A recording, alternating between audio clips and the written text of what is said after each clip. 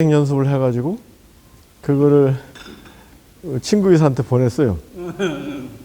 친구 의사가 이렇게 코멘트를 해준 부분 포함해서 오늘 한번 생각을 해볼 생각입니다. 아무래도 전문 분야는 전문가가 권위가 있어요. 아마추어들 그런 측면도 있습니다. 그런데 이 전문가가 되면은 너무 그 속에 깊이 들어가 있기 때문에 객관적으로 보지 않고 주관적으로 보는 경향이 있잖아요.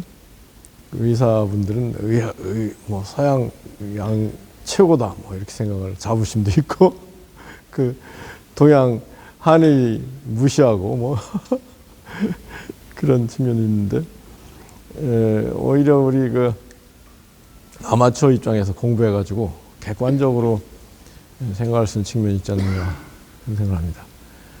우선 하여튼 오늘 2회 세계사상 연구회 세미나 오늘 주제는 의학 내지 의료의 역사와 현재가 제목이고 부제로 인생과 건강 아주 거창한 주제인데요. 우리가 이 역사를 모르고는 현재를 알 수 없다. 이건 굉장히 중요한 뭐랄까요, 진리거든요. 현재를 알려면 역사를 알 때 현재를 알 수 있다. 그래서 조금 전에 말씀드렸지만 의사 뭐 전문가들은 또 특히 요새는 각자 분야가 또 있잖아요. 전문의 분야가 있기 때문에 우리 친구도 그 산부인과 전문인데 솔직히 얘기해서 다른 분야는 내가 잘 모른다 그런 얘기를 해요. 그래서 거시적인 안목에서 보는 일은 우리 아마추어가 더 잘할 수 있다 그런 생각합니다. 제가 이번 준비하면서 공부해 보니까 참 중요한 내용들이 많아요.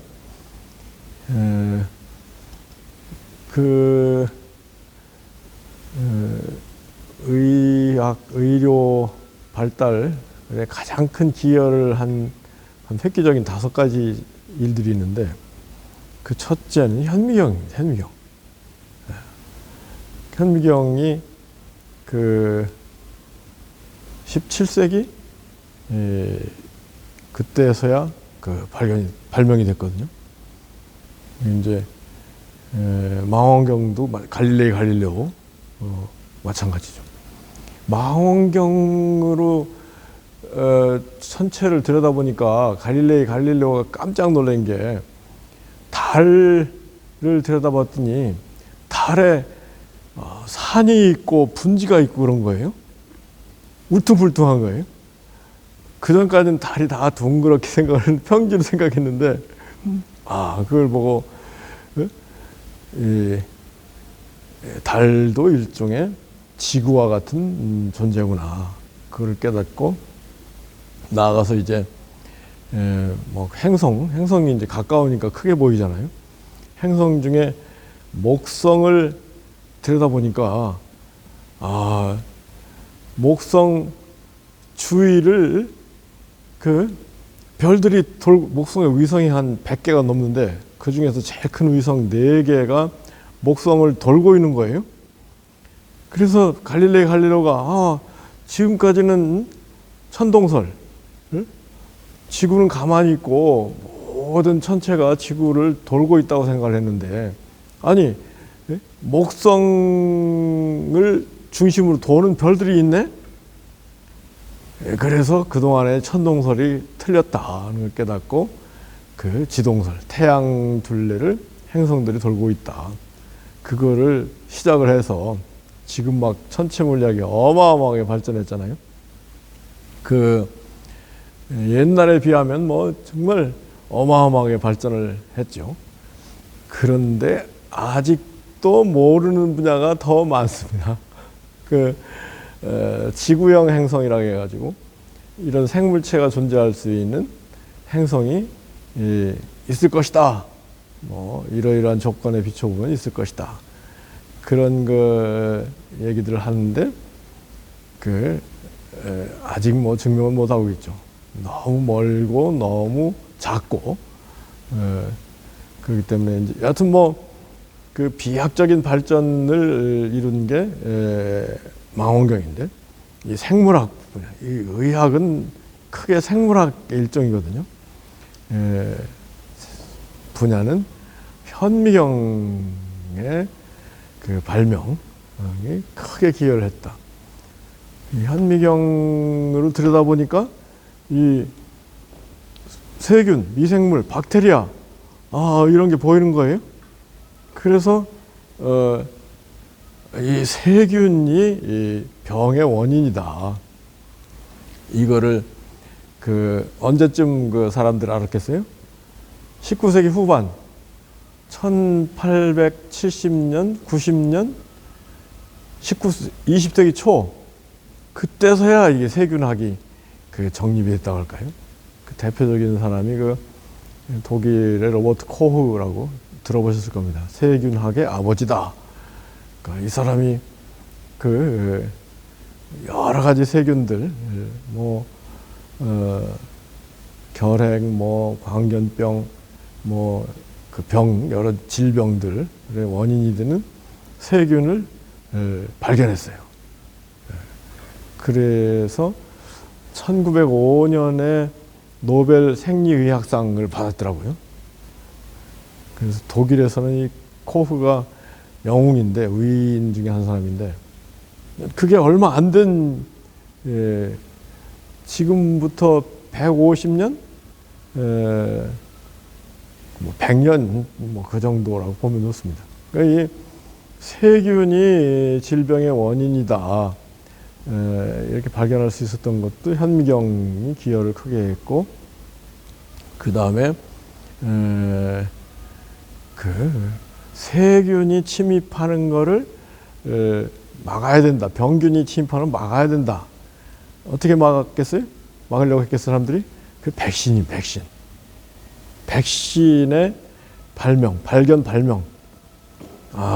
이게 의학사에서는 획기적인 일인데, 제일 먼저 만든 백신이 1798년인가, 그러니까 지금 1800년 기준으로 하면 200년 가까이 됐네요, 그죠? 그때 이제 영국의 에드워드 제너라는 사람이 다 아시다시피 우두, 천연두 백신을 그 사람이 처음 만들었어요. 인류 역사상 제일 큰 피해가 컸던 전염병이 천연두랍니다. 천연두가 인류가 한 10억 정도 죽었을 것이다.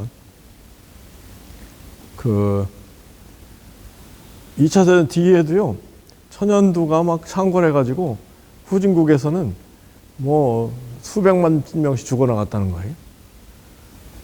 천연두.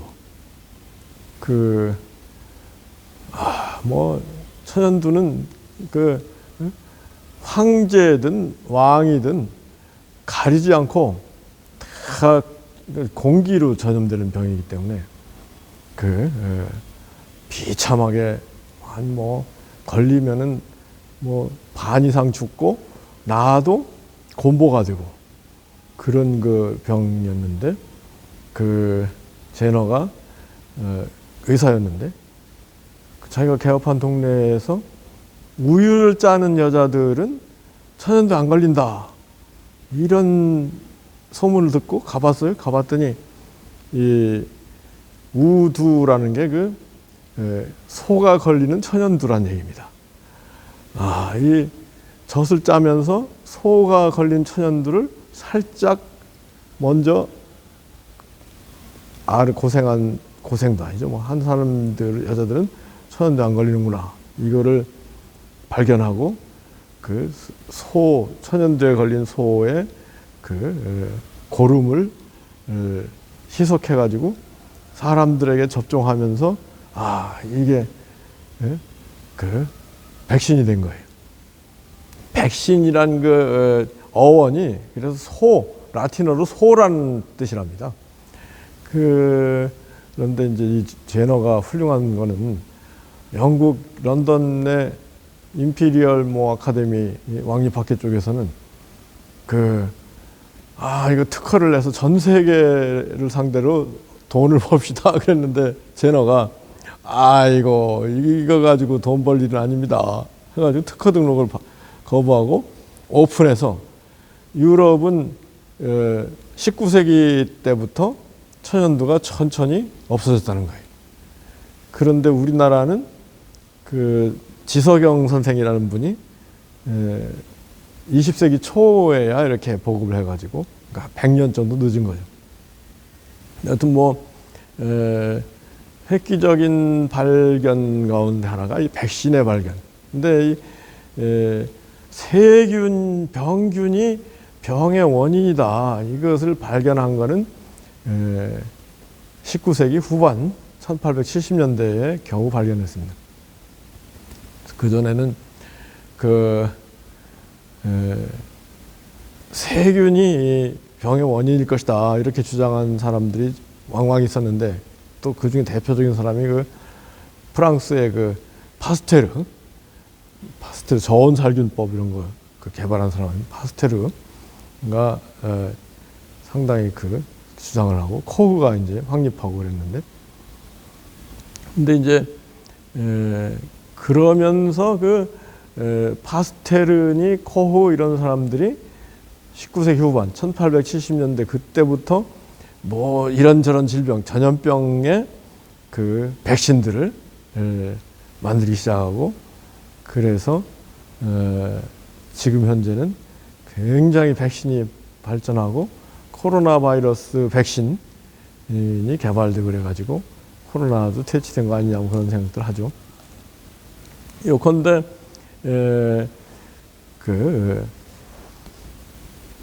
이 세균이 질병의 큰 원인이다.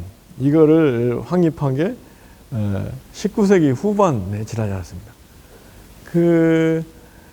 그래서 19세기 초반까지만 해도요. 그러니까 지금부터 한 200년 전만 해도 이 병원도 적고 의사도 적고 죽음에 임박한 아주 큰 병에 걸린 큰 부상당한 사람들이 병원에 갔지 조금 아픈 거 가지고 병원에 안 갔답니다. 그런데 병원에 간 사람들의 사망률이 그냥 평범하게 집에 있는 사람들보다 몇 배 높았다는 거예요. 그냥 평범하게 집에 있다가 죽으면은 한 20, 30% 죽는다면은 병원 가면은 7, 80% 죽었다는 거예요. 그 이유가 이 병원이 완전히 세균 감염의 온상이 돼가지고 그렇게 됐다. 또 대표적인 게 이 산부인과 조산원이 이제 있는데 남자 의사들이 산과 출산을 도와주면은 아기하고 산모가 절반이 죽는 거예요. 절반 이상이. 근데 순수한 간호사들, 조산원 뭐라고 하죠? 하면은 사망률이 20%밖에 안 되는 거예요. 그래서 이제 출산하러 온 산모들이 제발 남자 의사들한테 보내지 말라고 빌었다는 거예요. 근데 그거는 남자 의사들이 다른 이런저런 더러운 병을 핸들링 하다가 이 산모를 또 핸들링 하니까 산모 가장 두려운 게 산용열이에요. 산용열이 오는 게 병균 때문에. 그래서 이게 의학사를 우리가 좀 공부하면요, 병원 또 의료가 우리에게 얼마나 도움이 되는가 이걸 조금 생각을 가지고 있어야 된다고 생각합니다. 무조건 맹신하는 거는 지금도 위험할 수 있다. 이 대표적인 일이 그 가습기 사건이잖아요. 가습기가 아기들한테 좋다 그래가지고 어머니들이 가습기를 뭐 이렇게 다 했는데 그것 때문에 뭐 죽고 뭐 기형아가 돼버리고 그게 이제 인과관계가 최근에야 밝혀져가지고 대법원 판례에서도 이제 뭐 배상 명령이 내려지고 그렇게 됐는데요. 의학사를 보면은 그 외에도 이 함부로 뭔가 새로운 의료 기법을 적용하다가 나중에 보니까 그 부작용이 커가지고 중단하는 경우가 많이 있습니다. 그 대표적인 경우가 우리 어릴 때는 머큐롬이라는 게 있었잖아요. 빨간 약. 그 뭐 조금 상처 나면 머큐롬 바르면 감쪽같이 낫고 그래가지고 머큐롬을 굉장히 좋아했는데 그 속에 들은 수은이 결국은 암의 원인이 된다. 그래가지고 그 머큐롬 지금 안 쓰잖아요. 그런데 요즘 또 아쉬울 때가 있어요. 뭐죠? 후시딘 이런 걸 쓰잖아요. 근데 옛날 머큐롬만 못한 것 같아요. 그 다음에 DDT 소독약. 그러니까 이제 그 세균이 그 감염병의 원인이다. 이런 걸 발견했는데 그걸 세균을 소독하는 기술이 이제 생긴 거예요. 그것도 우연히 어떤 의사가 스코틀랜드의 뭐 리프터라는 의사가 그 석탄산을 물을 그 바닥에 흘렸는데 깨끗해진 거예요. 그래서 석탄산이 일종의 소독 효과가 있구나. 이걸 발견해가지고 그 뒤에 석탄산을 희석한 물로 의사들이 씻고 그 수술을 하면서 수술 성공률이 비약적으로 높아지고 병원의 사망률이 아주 낮아지고 그랬다는 거거든요. 그래서 이 소독약의 발견, 이게 5대 발견, 의학사 중에 의료사 가운데 5대 발견 중에 하나가 소독약입니다. 소독약을 그 발견한 게 1870년. 이게 활성화가 된 게 뭐 20세기인가. 소독약 뭐 세균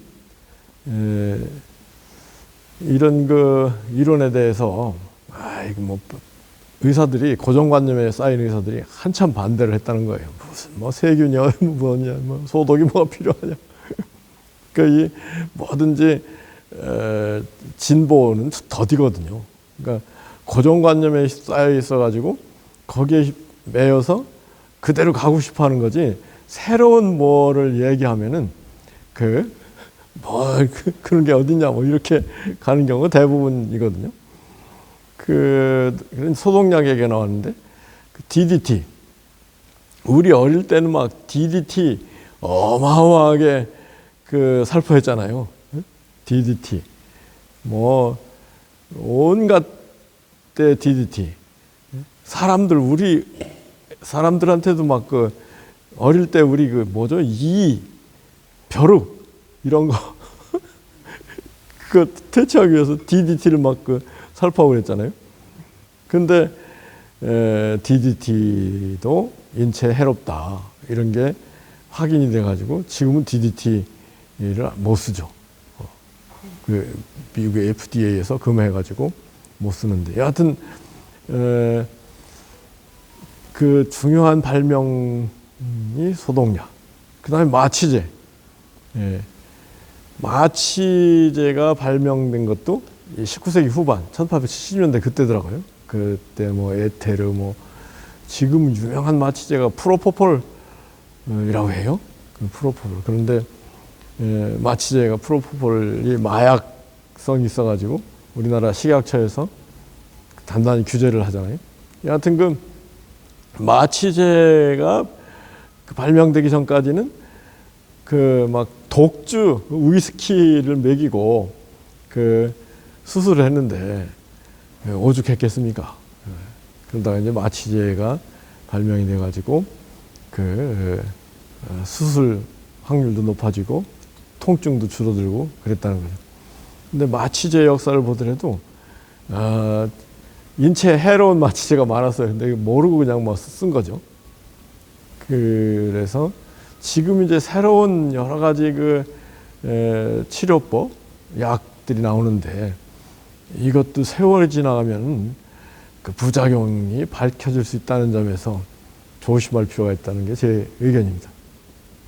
그 다음에 이제 인간의 생명을 가장 많이 구한 거는 페니실린. 페니실린에 이게 그 정말 항생제죠.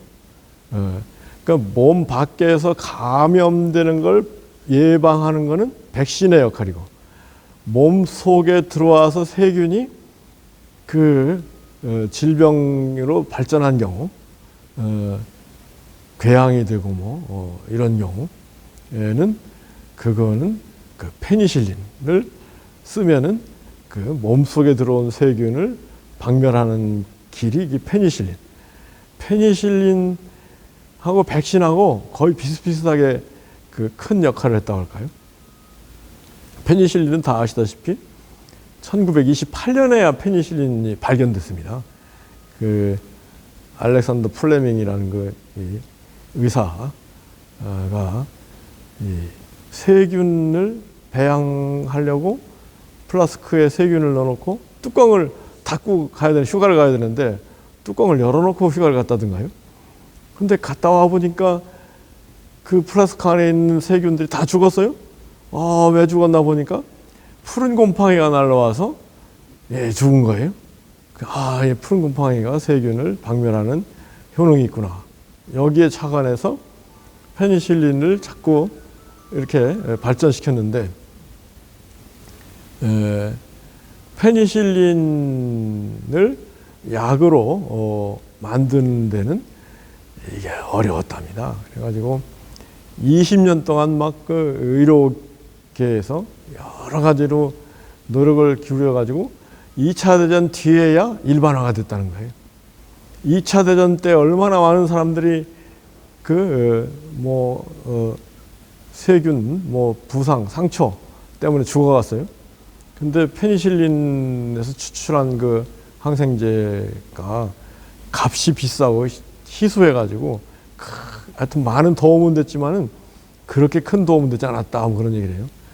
그러니까 비약적으로 치료가 잘 되기 시작한 거는 2차 대전 뒤다, 그런 얘기를 해요. 근데 이제 페니실린도 내성이, 페니실린 너무 많이 쓰면은 내성이 있어가지고 항생제가 안 듣는 세균들이, 박테리아 뭐 이런 게 많이 생겼다. 그래서 지금은 또 내성 있는 세균을 잡는 새로운 항생제가 이게 굉장히 각광받는 분야라고 합니다. 여튼 이런 5대 발명품을 얘기했는데요. 그 중에 이제 현미경이 발달한 게 CT나 MRI라 할까요? 우선 X선을 찍어서 이제 폐병 상태를 확인한 게 이제 20세기 초였는데, 그거 가지고는 부족하다. 여러 가지 내장, 골절, 뼈 이런 부분, 뇌 이런 부분을 얼마나 고장 나는가를 확인하기 위해서는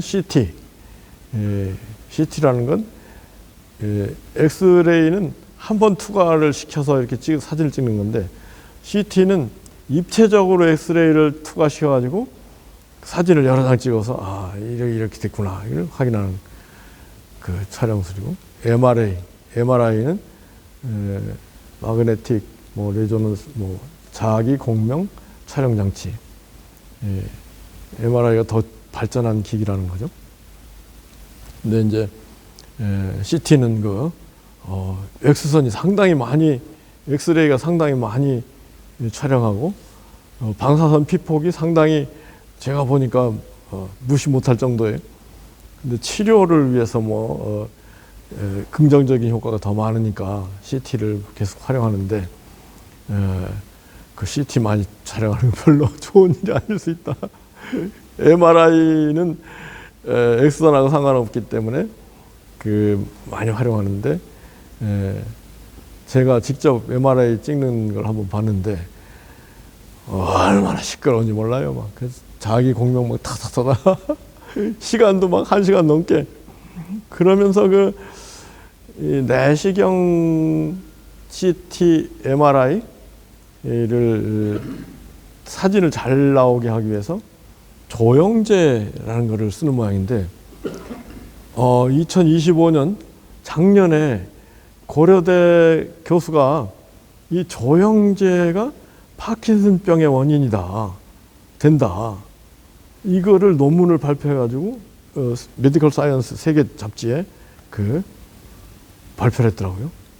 그래서 이게 약도 그렇지만 의료는 늘 부작용이 있을 수 있다. 이거를 우리가 생각을 해야 된다는 게 제 의견입니다. 근데 이제 지금 비약적으로 좋은 시대, 우리처럼 좋은 시대 살고 있는 사람이 없습니다. 파킨슨병도 거의 정복이 됐다는 거예요. 파킨슨병도 약을 잘 먹고 하면은 수명엔 지장이 없다. 운동을 열심히 하고. 그 다음에 당뇨가 병이라는 걸 확인한 것도요. 이게 20세기 초입니다. 그전 당뇨가 병인지도 몰랐어요. 여하튼 부자들이 비실비실하다가 죽는구나 이렇게 생각했지. 당뇨가 과당이죠. 그러니까 너무 잘 먹어가지고 당뇨가 된다는 것도 20세기에 발견하고 그리고 인슐린이 당을 분해를 못해서 그렇다는 걸 발견하고 인슐린을 개발해서 인슐린을 투여하기 시작한 것도 2차 대전 뒤에 시작했는데 지금은 인슐린이 비약적으로 발전해가지고 당뇨도 거의 정복이 됐다 그런 얘기를 하더라고요. 그 당뇨의 부산물로 인슐린을 자꾸 주사하니까 사람들이 건강해지고 비만하던 사람이 비만이 없어지더라. 그래서 거기 착안해가지고 만든 게 지금 비만 치료제, 의고비, 마운자로 이런 비만 치료제가 지금 전 세계에서 제일 큰 제약회사, 덴마크의 노보디스크 한 회사의 주식 시가총액이 우리나라 코스피 전체 시가총액하고 비슷합니다. 3,000조, 3조 달러. 일라일이 비슷해요. 그러니까 이게 정말로 건강에 대한 관심이 많아지고 돈은 사람들이 쓰니까 건강하기 위해서는 비싸더라도 돈을 주고 사서 이런 시대가 됐습니다만 요컨대 지금 현재 평균 수명이 이제 80, 90을 바라보는 시대인데 이렇게 평균 수명이 높아지고 사람들이 건강하게 행복하게 될 수 있었던 가장 큰 이유는 두 가지. 첫째는 영양, 잘 먹게 됐다. 둘째는 의료의 발전. 페니실린 생기기 전에는요, 태반이 그냥 종기로 죽었어요. 옛날 조선시대 임금들도 종기 때문에 죽은 사람들 너무 잘 먹고 위생 상태는 좀 불결하고 종기가 자꾸 나는데 종기를 처방을 못하고 많이 죽었다는 거죠. 그래서 세계 인구를 보면은 19세기 초죠. 1800년대에 전 세계 인구가 10억이었답니다. 그러면서 130년 지난 1930년대에 20억이 됐고, 그 다음에 우리 어릴 때 초등학교 다닐 때 30억 그랬거든요. 1965년. 그러니까 한 40년 만에 10억이 늘어가지고 그 30억이 된 거예요. 그 다음에 이제 30억에서 40억 되는데 20년 걸렸다는 거죠. 80년대 이제 와서 40억이 됐고, 그 다음부터 막 10억씩 늘어, 10년마다 10억씩 늘어도 지금 80억. 그렇게 인구가 늘어난 가장 큰 원인은 이 영양이 상태가 좋아지고 그 의료 기기, 의학의 발전에 기여한 바가 크다. 근데 이제 조금 전에 비만 얘기를 했습니다만, 그 노화 방지랄까요? 그 저속노화, 항노화 쪽에서 늘 얘기하는 게 이 영양의 과잉 섭취, 이게 절대 그 노화의 원인이다.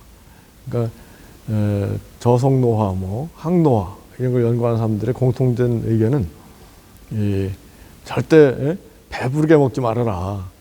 그리고 뱃속이 조금 비어 있다고 할까요? 배가 좀 고픈 상태가 뭐 이렇게, 그렇다고 안 먹으면 안 되지만은 배고픈 상태가 이렇게, 그게 건강에 제일 좋답니다. 그 이유는 배고픈 상태가 되면은 그 우리 몸들이 긴장해가지고 막 이렇게 저렇게 안 좋은 세균을 막 그 잡아내고 그 불필요한 그 세균을 막 먹어버리고, 그래서 건강 유지가 된다는 거예요. 근데 배가 부르면은 몸이 헬렐레 해가지고 세균도 안 잡고 그래가지고 노화되고 병의 원인이 된다. 그게 이제 요즘 그 항노화, 저속노화, 엔티에이징을 연구하는 사람 쪽의 결론입니다. 근데 이제 결론적으로 의료가 비약적으로 발전한 거는 100년 정도 됐다고 볼 수 있고, 더 비약적으로 발전한 거는 CT, MRI가 이제 1975년, 1980년 그때부터 또 비약적으로 발전했다. 그런데 이 기계값이 보통 아니잖아요. 그러니까 우리나라는 뭐 꼭 CT, MRI를 찍어야 되느냐 아닌데도 병원에서 과잉진료, 진료라는 얘기 많이 들어봤어요. 과잉진료, 과잉 처방 하는 경우가 상당히 있어요. 고가의 의료 장비를 무슨 뭐 암을 뭐 하기 위해서 몇 억씩 든다든가요. 뭐 그런 기기도 들여놓고 한 번 진단 받는데 억대가 들어가는 그런 그 기계도 있고. 근데 그 의사분들을 존중해야 되겠지만은 맹신할 건 아니다.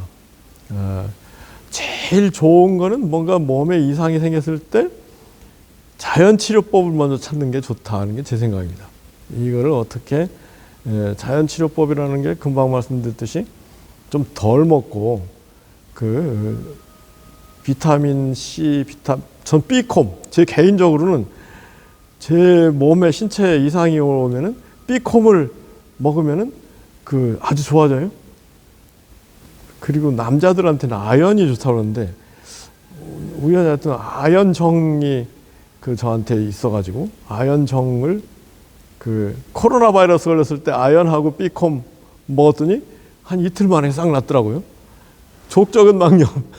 저도 족저근 망령 한번 왔었는데 B콤하고 아연 먹고 그 다음에 맨발 걷기를 했더니 한 3일 만에 나왔어요, 저는. 첫째,